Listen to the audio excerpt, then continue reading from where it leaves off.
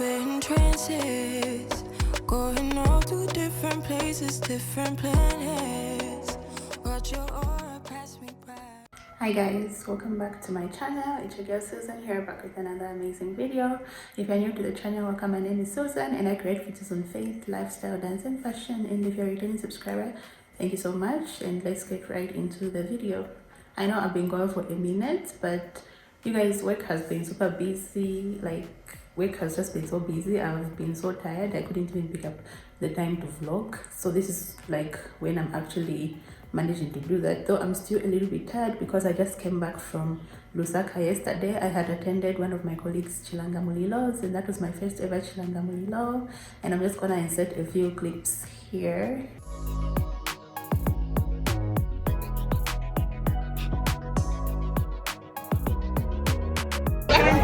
Sexy, beautiful, beautiful. Look at how gorgeous. Oh yeah.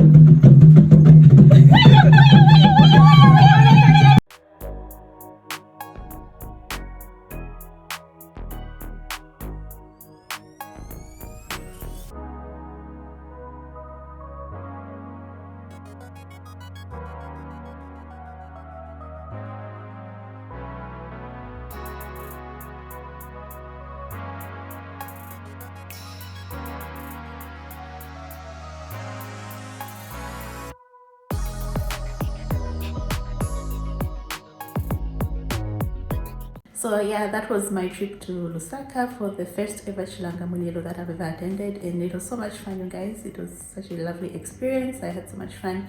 I look forward to attending more in the future.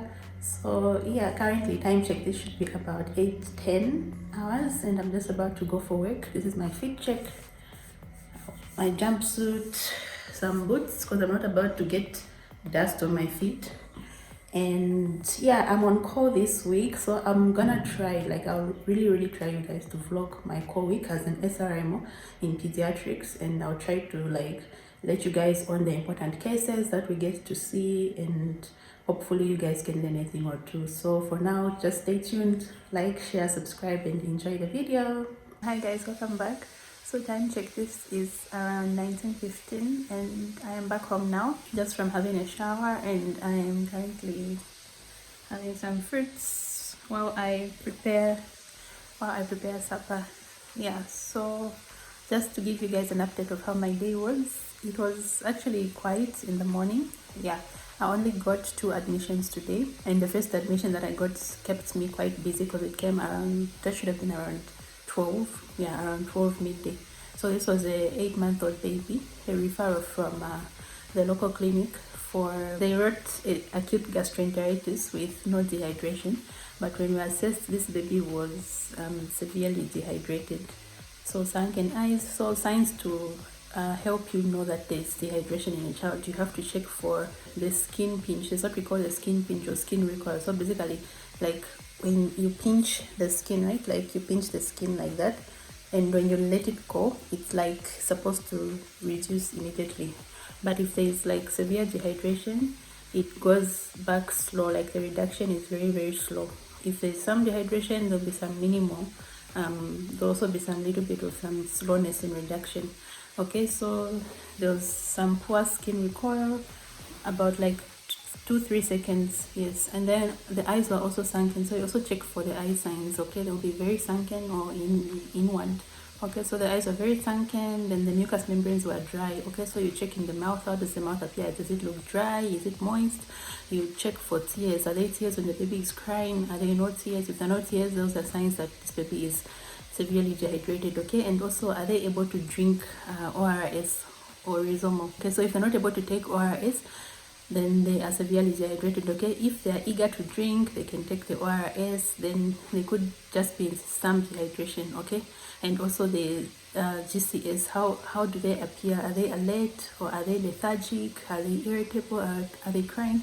Okay, so those are the points that we used to assess in this baby, and this baby was severely dehydrated. So the challenge we had was that we couldn't cannulate this baby because he was too dehydrated, right? So the veins had all collapsed. So what we did in this case, because we couldn't start waiting to cannulate the baby to give fluids, right? The baby's condition was deteriorating. So we quickly inserted an NG tube and started giving the Plan C, which is 100 mils per kg body weight of ORS via the NG tube. Okay, so in this case we didn't give the whole Plan C because this baby was about 7 kg, so we didn't give the whole Plan C into the NG tube because obviously we're going to like overload the tummy of the baby, right? So what we did is we're using like those urine container bottles that we use, which are like 60 mils each. So we're just giving 60 mils every 1 hour. Okay, so the first, initially when the baby just came, when we started, because it was so bad, we were giving the 60 mils every 30 minutes. We did it for 2 times, so that was 120 mils given over 30 minutes. After that, the baby seems to have improved a little bit, so we started giving it hourly. Okay, this was what we were still trying to obtain IV access, which we did manage to obtain at some point, and we managed to give about 200 mils of half-strength dials, though the cannula had ended up tissuing. Okay, so after that we had to continue just giving the ORS 60 mils via NGT every hour. Okay, alternating with expressed breast milk, which was coming to 100 mils 2 hourly via the calculation that we use. Okay, so basically that's how we managed this baby, and he got like revived. He was better afterwards. So I still left the instruction with the nurses working in the night and the doctor working in the night to continue giving the ORS, alternating with the express breast milk. So if the child does diarrhea, they replace that fluid loss with the ORS, the 60 mils. Okay, so it's usually the range is 50 to 100 mils, but in this case we're just using the bottle, which is 60 mils maximum to give every hour. Okay, so that's how we manage this baby basically.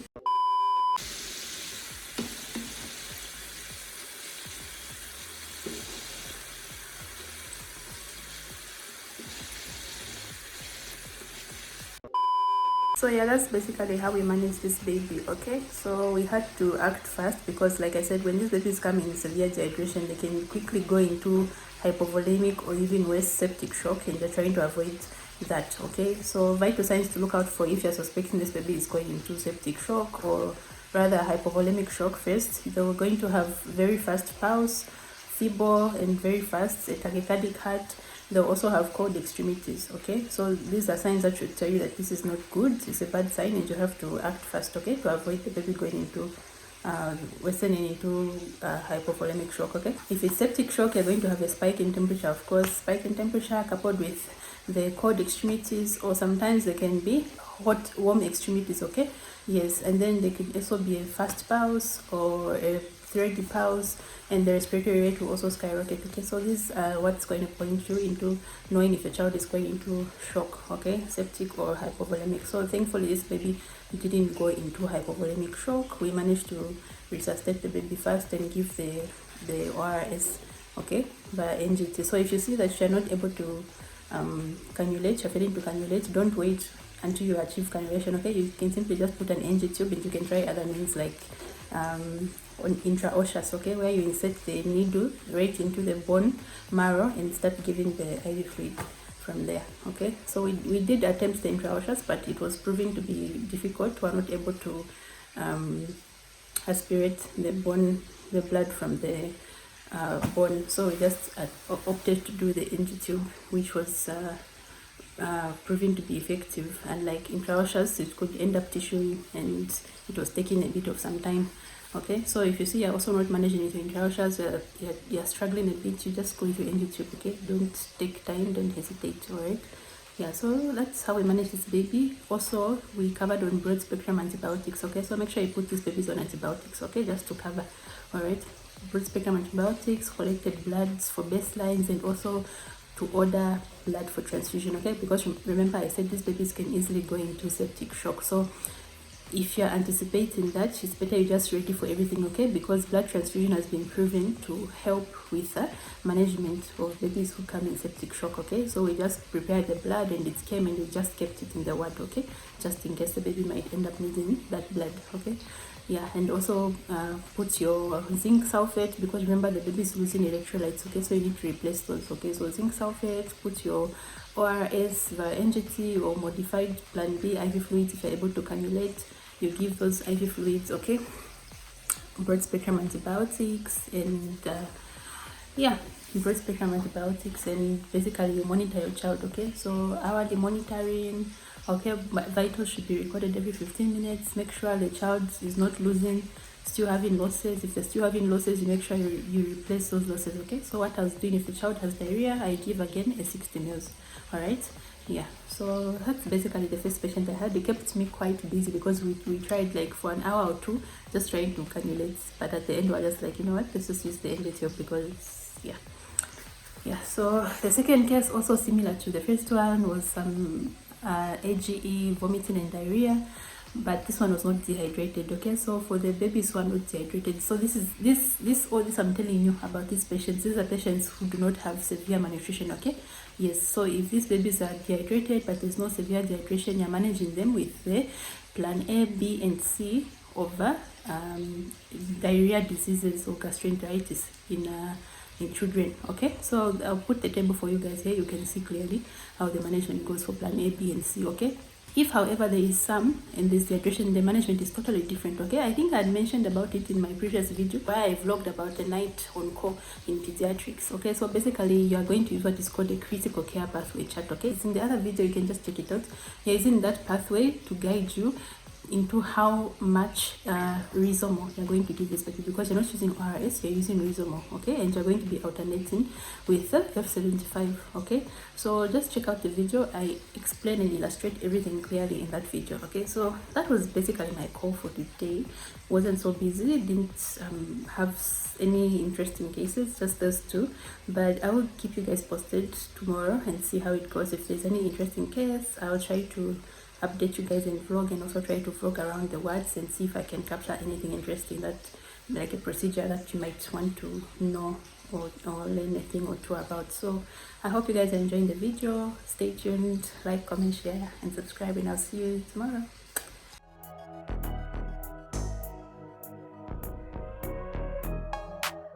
Hey guys, welcome back to another day of the vlog. So today is Tuesday, time check, this is about 7:53 and I'm just about to leave for work. So fit check, this is just a cute top and some office pants, and then I'm gonna put on boots I wore yesterday, yeah, because I'm not about to get dust on my feet. Yeah, so I'm gonna try to vlog more today and see if we've got any interesting cases, and I'll keep you guys posted. So for now, stay tuned, enjoy the video, like, comment, share, subscribe, and I'll see you later.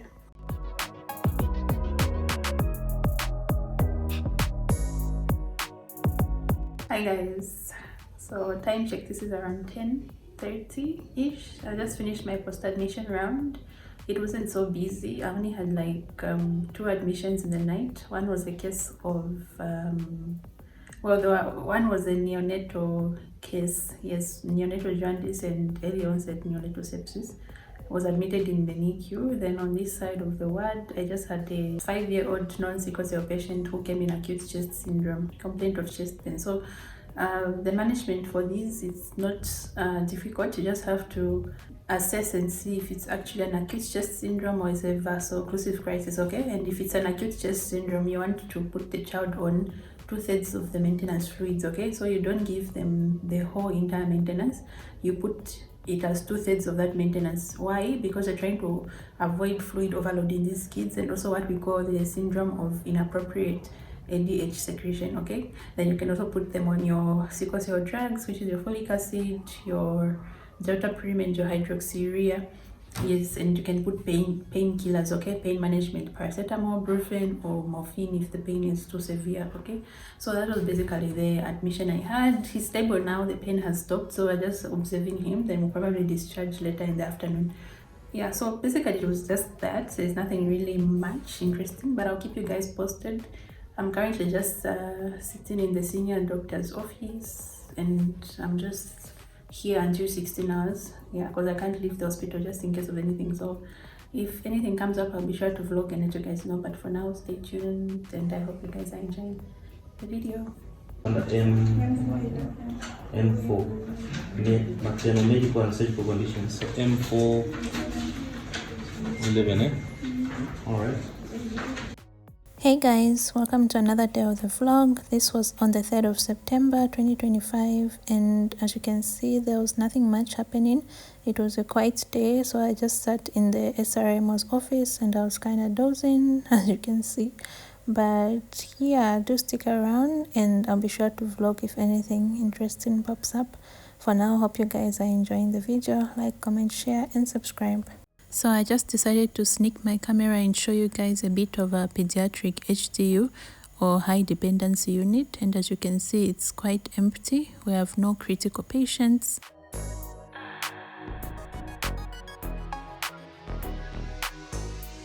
Hi guys, welcome back to another video. Today is Thursday. Time check, this should be, I think it's almost 13 p.m. if I'm not mistaken. Yeah, so currently just sitting in the Srmo's office. I'm from the wards. Well, I've been in the wards for like since morning. Yeah, we had a bit of an emergency case, so we're just trying to stabilize the patient who is now stable. So I'm back here.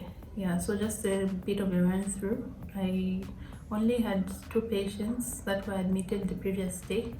One was a case of Srmo throughout PTB, and the other one was a case of, I think it was also Srmo. Yeah, they were both the Srmo cases. So severe acute malnutrition throughout pulmonary TB.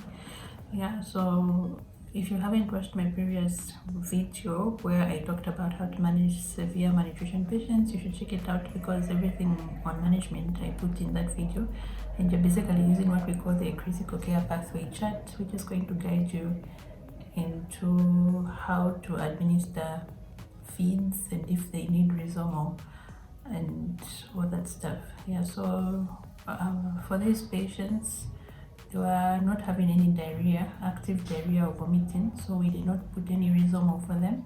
We just started them on F75 feeds. Yes, 2 hourly feeds. Okay, so according to the weight of the patient, there's a chart, a feeding chart that's going to guide you on the amount of F75 feeds to start them on. Okay, so that was basically my 2 post-admission patients I saw in the morning. Then there's another boy I had seen who was also admitted as a Srmo case. He came today. So he's a non-cerebral palsy patient because he had a birth asphyxia at birth. So there was some damage on the brain.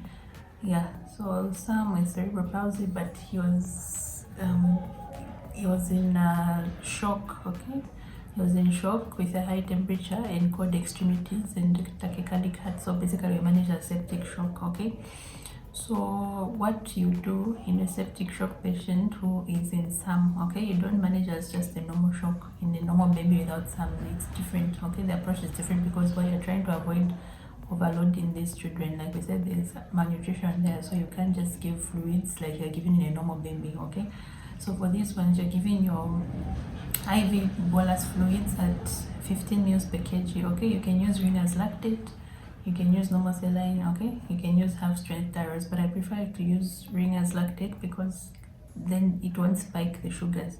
As opposed to using half strength thyroids, the sugars might spike. Okay, so 10 ml per kg, you can give up to 3 boluses. Okay, so if you give your first bolus, you give it in an hour, okay? You give your first bolus in an hour, then afterwards you reassess the patient, okay? How are the vitals? Is the temperature still spiking? Is the pulse still high? Is it still tachycardic? Are the limbs still cold? Are the extremities still cold? Okay, so you are reassess. If there's no improvement, you can give your second bolus, okay? The same 10 ml per kg to run in an hour, okay?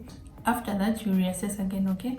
If there's still no improvement, you can give even a third IV fluid bolus, okay? So the same 10 ml per kg to run in an hour, okay? If after that third ml of IV fluid bolus is given and there's still no improvement, then that's when now you can come and do your blood transfusion, okay? So the essence of BT in these cases is that we believe that the new blood coming in can just help to clear out the infected blood and help with more oxygen delivery and distribution to the organs, therefore improving the outcome, okay? So that's basically the rationale behind giving blood in these children. So 20 ml per kg, you're going to calculate for your blood, okay? Whole blood. So luckily for us, this boy had improved after giving the second bolus. The extremities became warm, they were no longer cold, and the pulse had dropped, okay? It went to about 140, which is still slightly high, but it's not as bad as it was because it was around 160, 170. Yes. And the hydration status had improved. The eyes are no longer as sunken as much, and the skin pinch or skin recoil was it has improved from previously, okay? Yeah, so that's how we manage this boy, and currently we've just put him on Srmo to take for the next 2 hours every 30 minutes, and then afterwards we'll reassess and see how his condition will be, because he's been having 2 episodes of diarrhea after giving the boluses. So we just put him on Srmo every 30 minutes for the next 2 hours. That's 5 to 10 ml per kg, okay? But we're using 10 ml per kg. Then we reassess afterwards. If there's no more diarrhea or vomiting, then we'll start him on the F75, alternating with the Srmo, okay? So yeah, you can just check out that other video of mine that I made. It talks about this more in detail, but that's basically been my morning. So I just came back to sit here. I was gonna have something to eat for lunch, but I'm not really feeling hungry. I'll just eat when I get home. Yeah, I've currently just been told that there's a referral coming from ZAMBIA for meningitis with a low GCS of 7.7/15. So I'm just waiting to receive that patient and assess and see, because usually when the GCS is at 7 and below, then it's an intensive care unit patient, okay? So I'm just waiting for them to arrive, and then I'm going to assess and see if at all we need to take to ICU or we can manage them from here. So yeah, I'm going to let you guys know how that goes once the patient arrives, but for now, just stay tuned. I hope you guys are enjoying the video. Like, comment, subscribe, and share, and I'll see you in a bit. Bye. Hi guys, welcome back. So time check, this is around 19:40, almost like 20 p.m.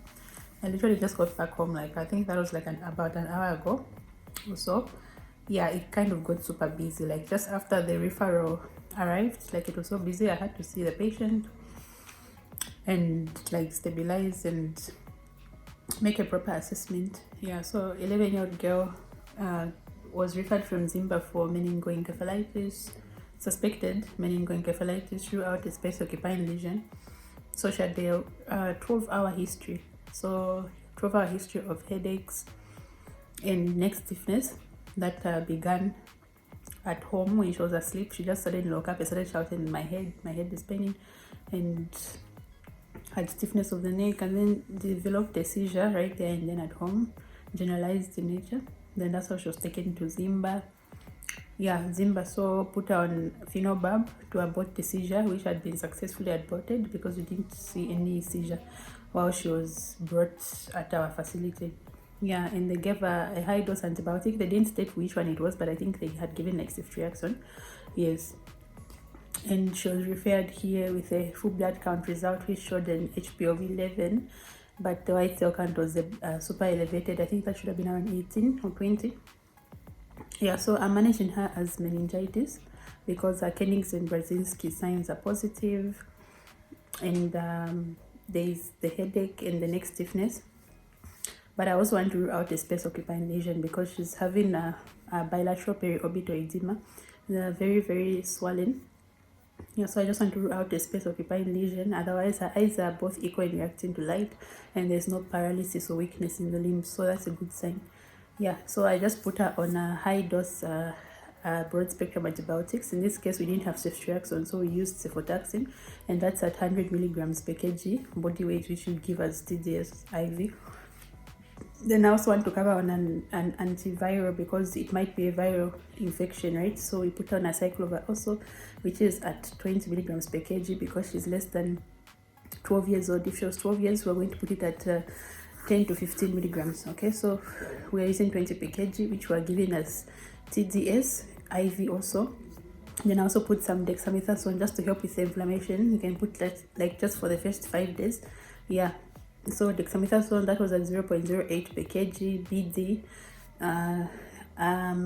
IM or IV, that's for the next 5 days or so, and also just paracetamol for the headache and the fevers. Yeah, so basically that's how I've managed that. She's stable and her GCS was not as bad. ZAMBIA was saying 7 out of 15, but when I assessed the GCS is at 11 out of 15. So she's got localized response to pain, and she's able to her eyes are responding to pain, and she can say words, but there's just some like confusion.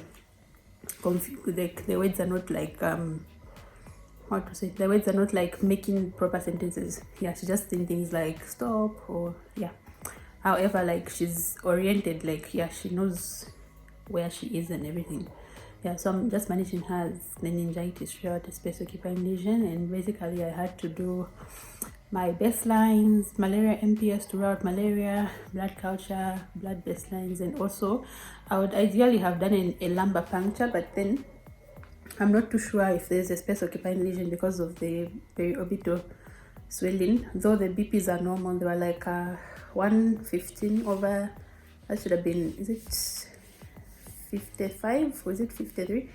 Yeah, so the BPs are okay, so I don't necessarily think there's a space occupying lesion, but it wouldn't hurt to check, right? So I want to have a brain CT done first before I decide to do a lumbar puncture. Yeah, otherwise she's stable. Yeah, saturating at 98% of O2, no temperatures. There was just like a low grade fever. Yeah, no like real spikes, just like 37.4, which is kind of in the normal. It wasn't going above 37.5. So yeah, that was basically my afternoon. That's what kept me busy, and I got home around 18 because I was seeing this one patient and making sure like she's stable and everything. Yeah, so I'll let you guys know how it should be tomorrow when I do the post-admission round. For now, I just want to go and freshen up, bath, watch something, and yeah, call it a night. So I'll see you guys tomorrow. Enjoy the vlog. Stay tuned, like, comment, share, and subscribe. Bye. Hi guys, welcome to another day of the vlog. So this was me here with my intern, just doing our post-admission round from seeing our last patient in High Coast area who was admitted for severe anemia. Say hi. Hi. Yeah, so this is me a short time after doing my post-admission round. It wasn't busy. We only admitted the case of anemia in High Coast who had received blood and was due for discharge in the afternoon. So I just stepped out to just check for something with my colleague in town.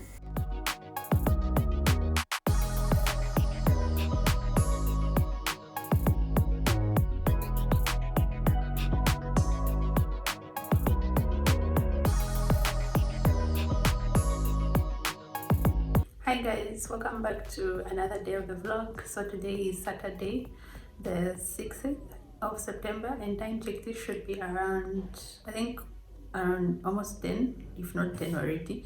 I'm just done with post-admission round. Well, I got done around 8, yeah, but I've just been in the hospital seeing one patient, the one that I had admitted earlier on for meningitis throughout the space occupying lesion. Yeah, so I'm just trying to insert an NG tube on her because she's refusing to feed, and the RBS is going into hypoglycemia. So we just put an NG tube for her and put her on dilute F100. Yeah, so that's, hopefully that helps her out and works for her. Otherwise she's stable now. Yeah, we're just waiting to have the CT scan done because apparently here it's a whole process.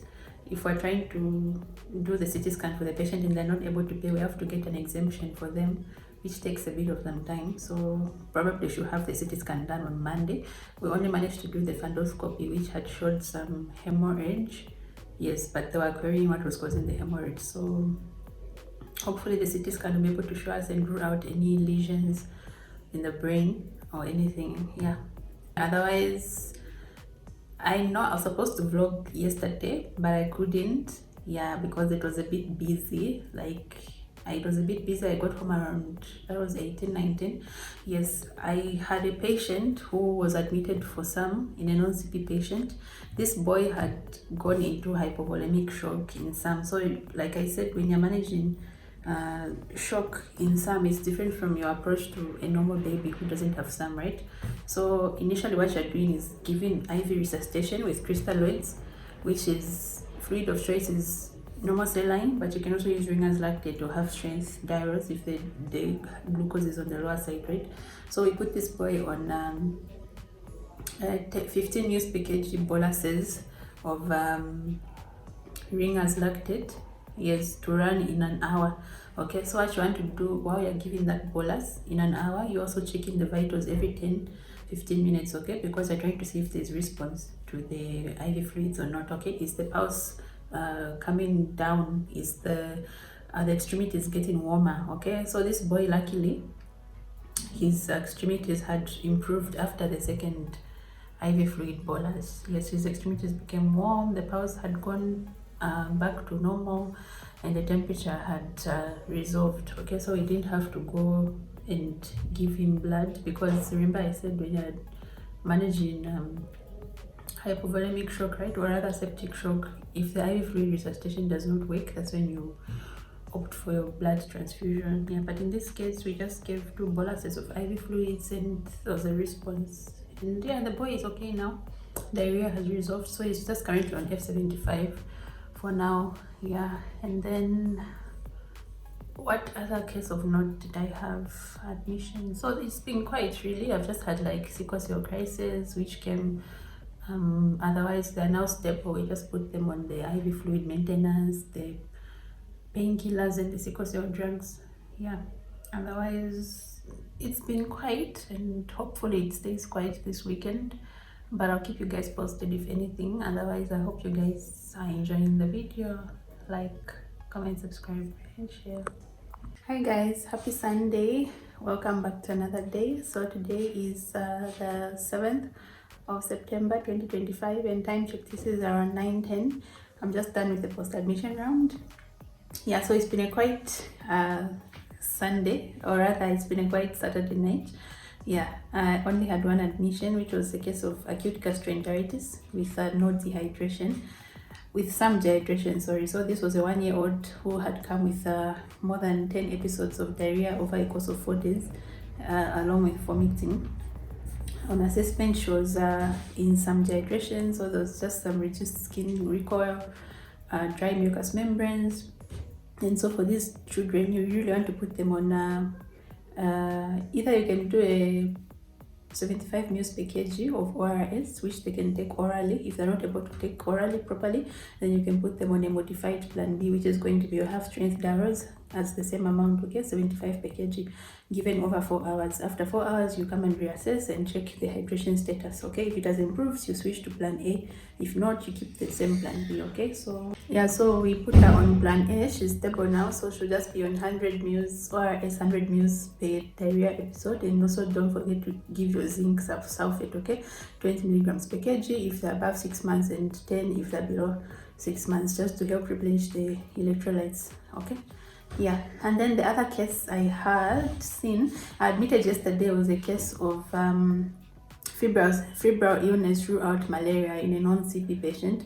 So there's a history of the boy being treated for malaria in Lusaka, but surprisingly, they only used Coartem to treat. So that was as UTH. They started him on Coartem. I don't know why they didn't use Artesunate. Yeah, so the boy afterwards came back to Livingstone, and then we did RDT. He had been having spike in temperature, so we did RDT. It came out positive, and then we had to collect MPS, which later showed a parasite count of 57,000 parasites. Okay, so for me, one thing I've learned as I rotated in IMED is to say that every malaria that you diagnose, right, you have to just treat it as a severe malaria. So you just start it on Coartem, okay? Why? Because most of the time this malaria will not respond to Coartem alone, okay? You have to give your IV artesunate first, then afterwards you can give your Coartem, okay? So we put this boy on artesunate at 3 milligrams per kg because he's below 20 kg, okay? If he was above 20 kg, we're going to do 2.4 per kg, but he's below 20 kg, so we're doing 3 milligrams per kg body weight, which is given as a start dose. That's 0, then 12 hours, and 24 hours later, okay? And then afterwards, after the third dose of artesunate, we're going to repeat the malaria MPS and see if the parasites count will still be showing, or if it will be showing a negative parasitemia. If there will be negative parasitemia, that is when we can start our Coartem for the 3 days, okay? If there's still some parasites, we can do the artesunate, but as a once daily dose for maybe up to, let's say, 5 days, okay, or 7 days. Yeah, preferably 5 because the patient is got a stable GCS. Yeah. Otherwise, that's basically my case. Also, the boy has an HB of 7, so there's a severe anemia because of the malaria infection. So he just also requested for blood to transfuse him, okay? 20 ml per kg because it's a 5-year-old, so you do 20 per kg body weight. So we're going to give him about 300 ml of blood. And yeah, that's basically been my post-admission round today. Not so bad, not so busy. Even the girl who I had admitted for meningitis is stable today. We're just waiting for the CT scan to be done tomorrow. Yeah, otherwise, yeah, it's been a good call, but I'll fill you guys in tomorrow and see how it goes. I'll let you guys know. For now, I have to rush to change because I haven't been in 2 weeks. And yeah, hope you guys are enjoying the video. Like, comment, share, subscribe, and catch you tomorrow. Oh, let me show you a OOTD.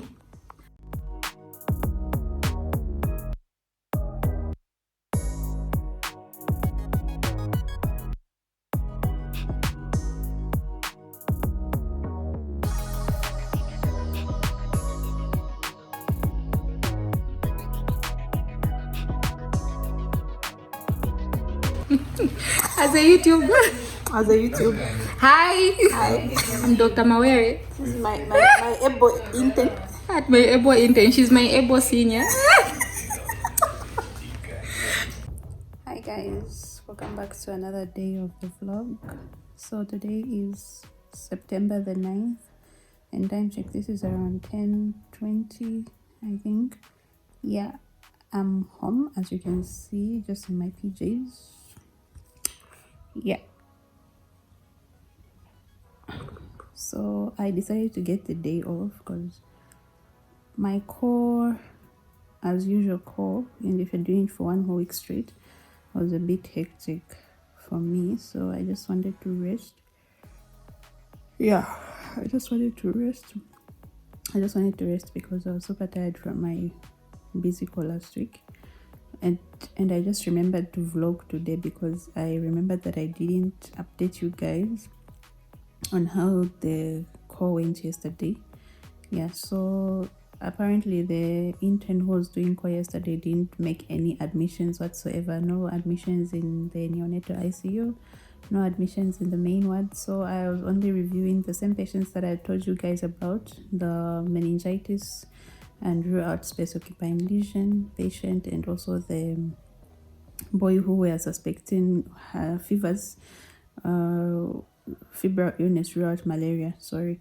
Yeah, so his malaria parasite count came out showing a parasite count of 57,000, and so we just had to start managing him for severe malaria with artesunate. So he had the severe anemia, or rather moderate anemia of 7.7. So if, as you guys know, one of the complications of malaria infection is hemolysis of red blood cells leading to anemia. Yeah, so we managed to secure 300 units of whole blood for him. He received the blood transfusion yesterday. I'm sure today they'll do the HP recheck, and then we also started him on artesunate. So he was less than 20 kg. So for those children less than 20 kg, you are giving 3 milligrams per kg of artesunate at 0, 12, and 24 hours. And then after that, you have to repeat your MPS and see the picture, okay? Yeah, if it's showing a negative parasitemia on MPS, you can start your oral Coartem for 3 days. But if there's still some parasite count, you can give your artesunate as a once daily dose for up to 6 days, okay? So they're gonna recheck. I'm sure they rechecked the NPS yesterday because it was scheduled to receive the last dose at 10 hours, and according to what they find, they'll treat like that. So yeah, that was basically my call yesterday. Then afterwards I had stepped out to town just to get myself some good lunch to applaud myself for having a good call, literally with no mortalities. Yeah, so that was basically it. I hope you guys enjoyed the vlog, and I hope you guys learned a thing or two about management of pediatric conditions. And tell me if you like such kind of vlogs. I'll be sure to vlog more weeks in my life as an SRMO on call, or either in neonatal ICU or the main ward, malnutrition ward, whichever one. Okay, so I really appreciate you guys for liking, for subscribing, for watching my videos. I love you guys and I appreciate you guys. I'm so sorry that I haven't been so consistent as I wished to. Yeah, but just so many things happening in my life that I couldn't find time to pick up the camera and vlog, but I'm really trying to work on that and improve. So yeah, continue supporting me, you guys. Share the videos as much as you can. Let's keep growing. Road to 2,000 subscribers. Like, comment, subscribe, and I'll see you guys in my next video. I love you guys. Bye.